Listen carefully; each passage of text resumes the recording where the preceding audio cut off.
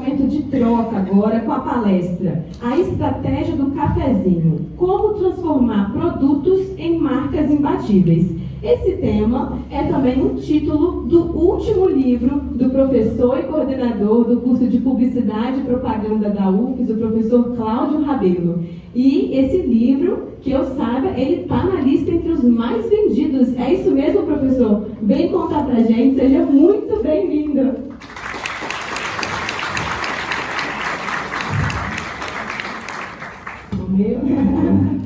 Então, bom dia agora, né? Eu dou aula há 22 anos, né? Deve ter um monte de ex-aluno aqui também, tem um monte de gente que eu cresci, assim, sendo ídolos meus, né? Pessoas que me ajudaram a me formar aqui. Eu fiquei uma semana inteira falando, gente, será que eu vou ficar muito... Tá tão alto, tem que falar de longe. Será que eu vou ficar muito nervoso para falar lá, mesmo fazendo isso há 22 anos, tendo palestrado no Brasil, tendo palestrado fora do Brasil? Mas vocês pararam para pensar, 6.500 marcas, né, lembradas. Aí eu falo, para falar de 6.500 marcas lembradas, lembrar de mim, para eu falar para vocês. Falei, caramba, quem é que vai abrir um evento dessa importância? Então, eu fiquei uma semana pensando nisso. Já palestrei para muita coisa legal, já falei para muita gente legal, mas eu acho que é uma das mais importantes, é uma das que eu mais pensei em vir aqui com carinho para falar. Até porque tem muita gente aqui que ajudou a me formar também, né, do mercado publicitário. Inclusive, eu ia até começar, né, falando um pouco isso, né, as pessoas que a gente lembra, né, então fazer um pouco também uma homenagem aqui ao Massaro, né, que é uma pessoa que eu lembro também, que eu lembro com carinho, né, que ajudou também a me formar, foi um dos primeiros empregos meus da propaganda, né, então eu queria começar a fazer essa homenagem para ele. Então falar um pouquinho aqui, fazer outra coisa, que é a piada ruim, que eu não ia fazer, né, tem que começar sempre a falar com a piada ruim, que é assim, me chamaram lembraram de mim, né, minha esposa me matava, fazendo as piadas. Lembraram de mim para falar aqui sobre o cafezinho e tomar um café da manhã. Lembrem de mim também para tomar cerveja à noite, tá? No Barão Vermelho. Eu também quero ser lembrado lá. Então tá, gente, fala um pouquinho aqui do livro, né? O que meu livro traz? Ele traz um pouco falando de 6 objetivos que toda marca tem que ter. Marca pequena, marca gigante, né? Você pode ser CEO de multinacional, você pode estar vendendo churrasquinho na rua. Quais são os 6 objetivos que toda marca tem que ter? Vou fazer um spoiler para começar a falar, né? Publicidade, propaganda, marketing, branding, growth e UX. Então o livro tem 49 lições sobre esses 6 objetivos. Então a primeira coisa mais óbvia que a gente tem que parar para pensar. O que um café pode ensinar a gente sobre gestão de marca? Né? A primeira coisa mais óbvia dele... Tá passando aqui? Para onde eu conto? Tá voltando. Eu voltei. Então, qual que é a função mais óbvia? Assim, você falou, vou tomar um café para quê? Para acordar, né? Para despertar. Então, o que acontece? O café lembra que a gente precisa de ter awareness, lembrança, alcance. São lições de publicidade. Então, meu livro tem 49 lições, começa um pouco falando de lições de publicidade. Então, a função mais óbvia é acordar, né? Então, todo mundo tem que lembrar, será que o que eu estou fazendo para ser lembrado? O que eu estou fazendo para ter alcance? O que eu estou fazendo nessa economia da atenção?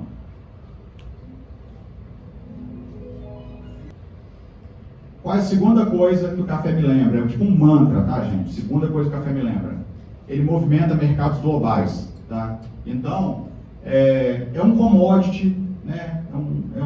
Parece um cafezinho, só que ele movimenta mercado de embalagem, logística, né? O plantio, os agrotóxicos, sei lá, as cafeterias, as xícaras. Sem falar que a cotação do café, dependendo do que ela muda, ela movimenta todos os outros mercados. Então, é para lembrar para a gente está fazendo marketing, gerenciando o ecossistema de mercado. Então, é o segundo objetivo.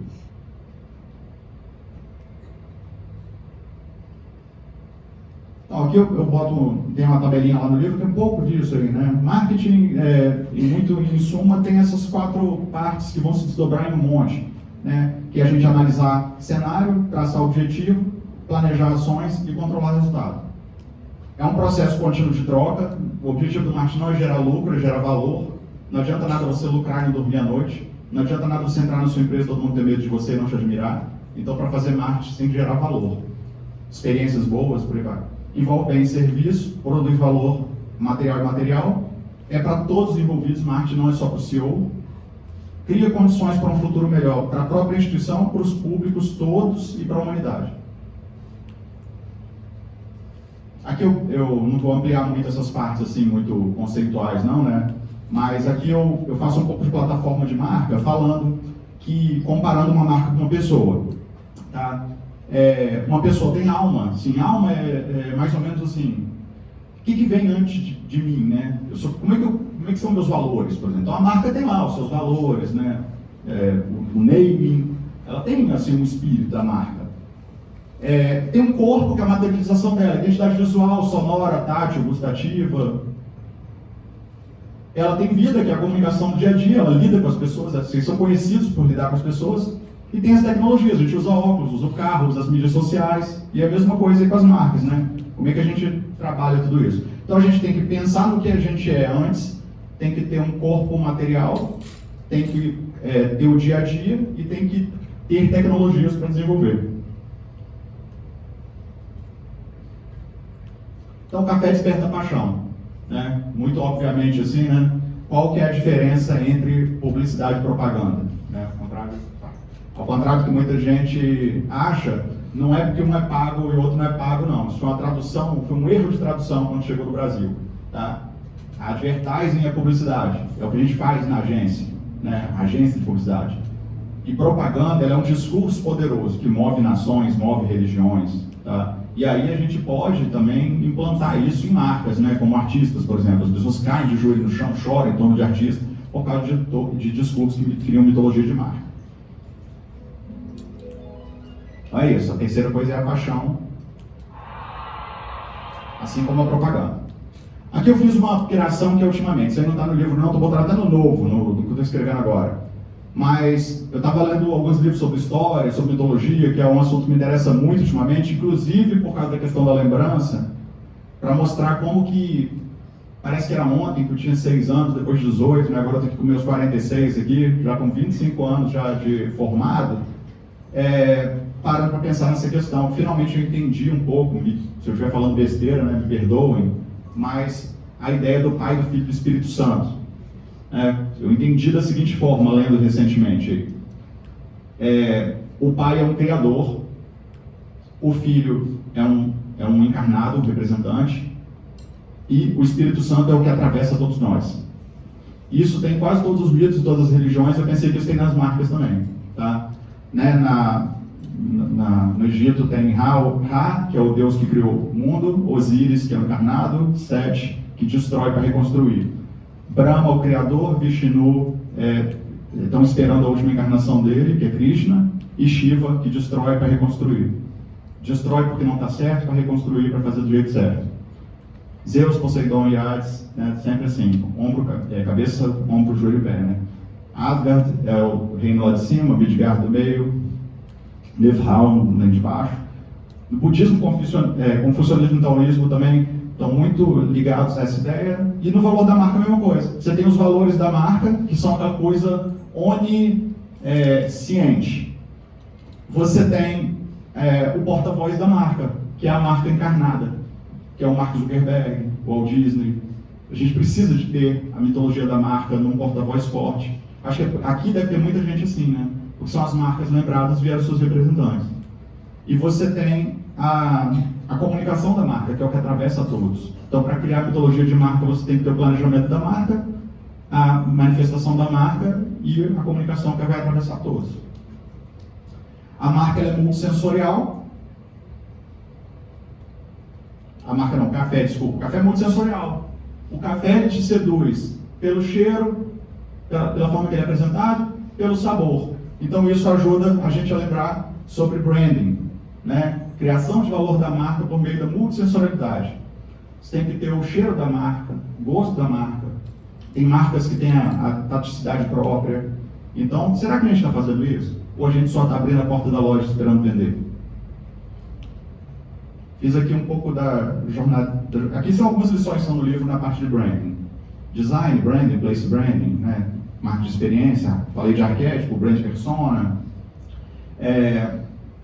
Ali eu não vou ampliar aquilo não também, para não ficar tomando aqui tempo demais, mas é um pouco isso, né? A jornada do branding, a gente faz uma pesquisa de marca, depois cria uma plataforma com o negócio, a visão, os valores, personalidade, cria naming e a identidade visual, depois cria uma identidade sensorial, Trabalha a comunicação da marca e a precificação e valor. O café é versátil nas experiências. Você pode tomar num copinho americano, num copinho de plástico, num copinho de isopor. Vocês viram esses dias que aquele Tabet, ou TV, né, que é do Porta dos Fundos, ele recebeu um Starbucks que estava escrito assim, eles perguntaram qual que é o seu nome? Ele falou Antônio. Aí entregaram para ele escrito Peçanha.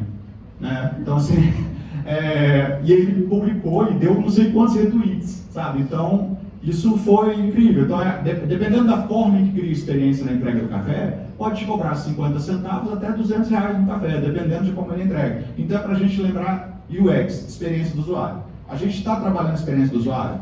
O usuário não é cliente, tá? O usuário não é cliente. Usuário é todo mundo que usa o seu produto. Se você tem um restaurante, o garçom vai fazer o pedido e vai mandar para a cozinha de que forma? Qual vai ser a integração? Como é que as pessoas usam o banheiro? Como é que as pessoas usam o estacionamento? Como é que são as formas de pagamento? Como é que são as formas que eles pesquisam sobre sua marca? Então, não é só consumidor. Será que se eu mudar uma forma em que o chefe de cozinha tem acesso aos talheres, ou ao acesso à cozinha, ou a forma em que os pratos são lavados, será que isso vai mudar muito a eficácia? Será que se você orquestrar o tempo de entrega de um prato desde o pedido, isso vai mudar muito a eficácia? Então, assim, publicidade de publicação nos meios é muito importante, mas trabalhar todo tipo de experiência também é fundamental. Então, o café, como ele é versátil nas entregas, me ajuda a lembrar de UX, experiência do usuário.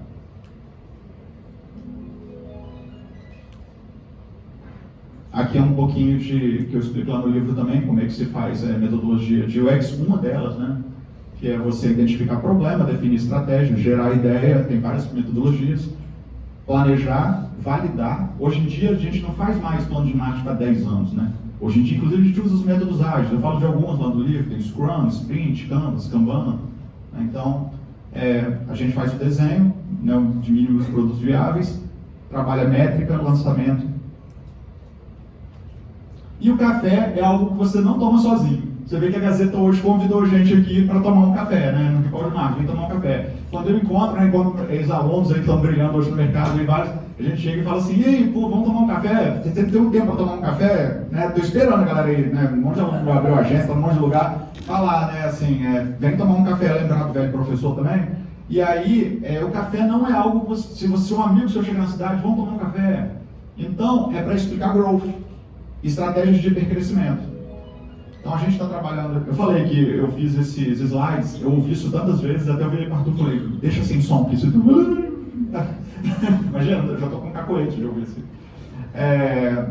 E aí growth, por exemplo, a principal estratégia de growth é member get member. Vocês podem ver que vários clubes de assinatura têm isso, né? Eu te dou um voucher de R$100 se alguém com o seu código de assinante... fica a dica, não sei se a Gazeta faz isso, mas, por exemplo, um assinante da Gazeta, que alguém assinar a Gazeta com o código dele, né, vai ganhar um voucher para alguma coisa, sabe? Então, essa é uma das principais estratégias, né? Eu assino um monte de coisa assim, eu assino a Tag, assino National Wine, falando de algumas marcas aí, tá? Aí, na ativação do crescimento, eu falo de algumas aqui, alguns capítulos do livro, eu falo de growth hacking, inbound, de startups, métodos ágeis, machine learning, e merchandise hacking. Aquela metodologia do McKinsey, né, empresa de consultoria, eu gosto bastante dela, acho que é uma ferramenta de hipercrescimento bem bacana, que se chama metodologia dos 3Hs. É mais ou menos assim, olha, 70% dos seus esforços, seu tempo, seu dinheiro, né, das pessoas, da sua equipe, vão se focar no seu negócio atual. Você vê que eu vejo a Gazeta nisso, assim, pra você ter ideia, sabe? A Gazeta se transformou de uma forma incrível, assim, eu acho assim. Eu falei assim, cara, é o case para mim, a Gazeta. Né? Inclusive, a primeira frase do meu livro se refere à Gazeta, sem falar o nome Gazeta. Tá? Mas não é porque eu queria preservar a Gazeta nem nada. Eu não falo porque eu pensei, assim, né, naquela minha mente de leonino, assim. Quem sabe meu livro não vai ser traduzido para outras línguas, para outros países, então eu botei, quando a maior empresa de comunicação da região, começa desse jeito, meu livro falando, para fazer sentido para todo mundo, né? Vai para a imprensa e fala, eu recebi o release, falando, nós estamos fazendo uma transformação digital completa, né? Aí eu dei alguns exemplos, mas é a primeira frase para falar isso, né? Que o mundo está transformando mesmo. Então, os 20% é para os mercados correlatos. Então, assim, o que meu negócio não faz hoje, mas que eu poderia estar fazendo, que tem a ver com o DNA do meu negócio? E aí você bota 20% da sua equipe, do seu dinheiro, dos seus recursos para fazer isso. E os 10% é lá o que o Elon Musk está fazendo, sabe? O que é muito pirado que a gente pode botar 10% das pessoas para fazerem, que é impensável no nosso negócio hoje, mas quem sabe que nem existe isso, mas que talvez a gente seja inovador, pioneiro, daqui a 10, 15 anos esteja na frente, né? Imagina, sabe, a Gazeta do nada chegar, se tivesse falado na frente do Elon Musk, assim, nós já estamos pensando em mandar as pessoas para Marte, assim, né? Não tem a ver, mas é tipo isso. E essa é a metodologia. Então é isso, assim. Começa o livro um pouco explicando o que é a estratégia do cafezinho. No final do livro tem um canvas. Isso é do começo. Eu falo que o café é um mantra. Você vai olhar para ele, para mim é fácil. Eu olho para o café e falo: publicidade, propaganda, marketing, branding, growth e UX. Estou fazendo isso. O café é um mercado complexo. Não é um cafezinho só. Eu estou fazendo marketing. O café desperta a nossa atenção, aumenta a nossa capacidade perceptiva. Eu estou fazendo publicidade? Bem feito. Que é o meu objetivo de ampliar reconhecimento, alcance e lembrança. A sensorialidade do café seduz pela apresentação visual, gustativa. Gente, eu estou dando palestra, eu sou muito, parece até que eu faço isso, comecei isso esse ano, né? Eu estou olhando de costas para vocês, o negócio está na minha frente aqui, né? Mas o café, quer dizer que está melhor mesmo, estou ficando velho. Mas ele seduz pela apresentação visual e você faz branding, que é potencializar o valor das marcas. O café é versátil nas entregas e ele te ajuda a lembrar. Será que eu estou melhorando a usabilidade e experiência? Eu falo um pouco também no livro lá das heurísticas de Nielsen, né? Que são tipo mantras também, lembretes para você olhar a usabilidade do seu site, do seu aplicativo e falar: será que ele está funcionando bem? O café, ele é algo que eu fui dar uma palestra para uma empresa de um amigo meu, né, para a equipe dele, chamada WeTrade. E chegando lá, antes da palestra, tinha uma moça com uma tatuagem de café. Eu falei: caramba, eu ia falar disso agora. Então, assim, tem gente que, se você procurar café na internet, vai ter um monte. Eu Coração Café. Tem xícaras vendendo por aí, Eu Coração Café. Muita gente ama café. Deve ter gente aqui que vai falar: ah, mas eu não gosto de café. Como é que eu vou, me já perguntaram isso, como é que eu vou fazer com o seu livro? Eu falei: troca por airfry. Vai dar a mesma coisa, né? Troca café por airfry, que vai funcionar do mesmo jeito. Alguma coisa que você ama, né? Troca lá, sei lá, pelo cachorrinho, né? A estratégia do cachorrinho. Meu vizinho de 8 anos, que é amigo da minha filhinha, falou que vai escrever a estratégia do sorvetinho.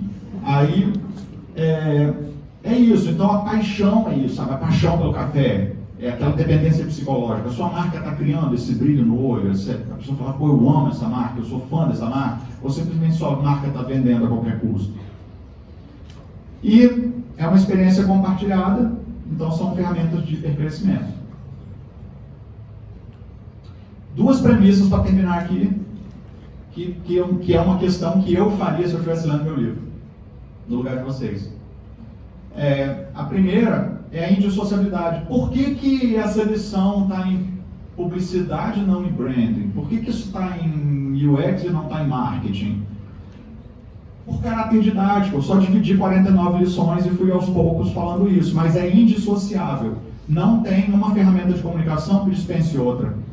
Cláudio, o que é melhor? Pergunta para mim, que é mais fácil de responder hoje. Qual que é melhor, mídia impressa ou digital? Não tem resposta, porque é indissociável, sabe? Não precisa de você odiar o gato porque você gosta de cachorro, sabe? Então, assim, as duas coisas são muito importantes. Você ter presença é importante hoje. Então, você trabalhar com dado é tão importante quanto você trabalhar com visual merchandising, com pontos de venda. E se você unir os dois de forma indissociável, você vai ser muito mais potente. E a segunda premissa é a não hierarquização também. Né? O pessoal vai falar para mim assim: qual que é a melhor ferramenta de comunicação que existe? Também não tem hierarquização, vai depender muito dos objetivos da campanha de vocês, e se você fizer de uma forma integrada, né, e respeitando aí o seu objetivo, o seu público, é o que você vai atingir. Esse é o penúltimo slide, o último é de agradecimento, mas antes eu também queria falar sobre o que é uma marca para mim, que eu acho que isso é muito importante. Eu acho que é a coisa mais importante quando me perguntam o que é marca. Marca, a maioria dos designers, as pessoas falam que é um produto com alma, e eu discordo. Eu não acho que você pegar um produto e aumentar confiança, lembrança, né? Porque a marca faz isso, né? Você confia na marca. Eu não acho que é botar alma no produto, eu acho que a marca boa é quando você arranca a alma do produto, né? Estava conversando isso um pouquinho ontem aqui com o pessoal também da Rede Gazeta, né? A Rede Gazeta, se você chegasse há 10 anos aqui, era um lugar meio cinza, cheio de máquina de datilografar, computador, as pessoas... e era um lugar de quê? Quem trabalha na Gazeta? Qual é a profissão de quem trabalha aqui? Que lembrava? Jornalista, né? Falava assim, a Gazeta é um lugar onde tem jornalistas. Hoje não. Hoje a Gazeta é um lugar onde tem produtor de conteúdo, gente de marketing, diretor de inovação, né? Podcast, sei lá, tem tudo que vocês podem imaginar, dados, né? Até eu estava vendo aqui, quando eu vi no lançamento do Hub, né, a casinha do cachorro também, né? Então, assim, para mim, uma marca boa é quando você arranca a alma do produto. Por exemplo, a diferença da Nokia e da Apple. Vou falar da diferença da Nokia para a Disney. O problema da Nokia é que ela ficou muito forte, ela é focada no produto. Você olha para a Nokia e fala, o celular. Imagina a principal escola de máquina de datilografia do Espírito Santo. Eu fiz curso de datilografia, não sei quem fez aqui, né? Vocês são, a maioria mais novo que eu. Aí, eu fiz curso de datilografia com 12 anos de idade. Imagina essa escola, a escola de datilografia mais lembrada. Então, assim, você lembrar de uma marca, botar a alma no produto, eu acho um erro. A Disney, ela não é um parque de diversões, ela não é um serviço de streaming. Sabe? A Disney não é uma fábrica de brinquedo. A Disney é uma marca, ela está dissociada do produto. Então, assim, é lógico que ela pode ter um posicionamento, né? Ela coloca lá, onde os sonhos se tornam realidade. Então, a Disney é uma marca muito forte. Se abrir uma concessionária da Disney hoje, aqui vai ter fila de espera, só tem 10 carros. Não tem nenhuma tradição em automóveis. Apple é a mesma coisa, se abrir uma concessionária da Apple, vai ter. Então, assim, pensa nisso em relação à marca de vocês, tá? Cuidado, porque o posicionamento muito forte, focado no produto e não no espírito da sua marca, eu acho que essa alma, você tem que passar essa confiabilidade no seu nome e se transformar, porque o mundo está em transformação constante. Para terminar aqui o Imagem e Ação, eu estava pensando num mote dessa palestra, e por isso que eu cheguei aqui, comecei falando no Massaro, lembrei muito essa semana do Haroldo Bussotti, né? E dos outros amigos também aqui que também estão vivos e que ajudaram na minha formação, esses primeiros publicitários todos, né? O Wilson, Lázaro, assim, né? Vários deles, né? Assim, eu lembro, o Adilson também, que eu me tornei amigo depois, também sabe, vários deles.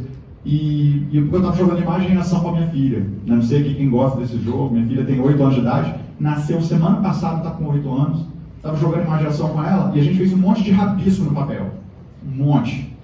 E aí, na hora que a gente acabou de brincar, eu rasguei a primeira folha. Aí a minha filha, pai! Aí eu, minha filha, você gosta de juntar porcaria, minha filha? Pelo amor de Deus. Aí ela, não rasga.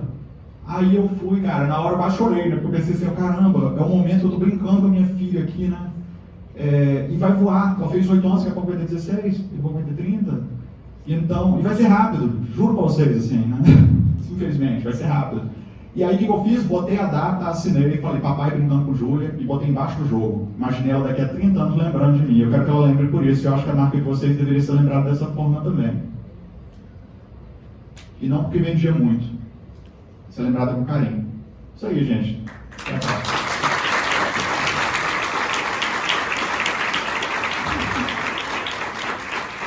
Caramba, que aula, professor. Obrigada. Já tive o privilégio de entrevistar o professor Cláudio Rabelo, gente, eu também fiquei chocada com a entrevista. Escreveu um conteúdo até para o Recall de Marcas, né, de alguns anos atrás. Que legal te ouvir hoje, obrigada. Obrigado.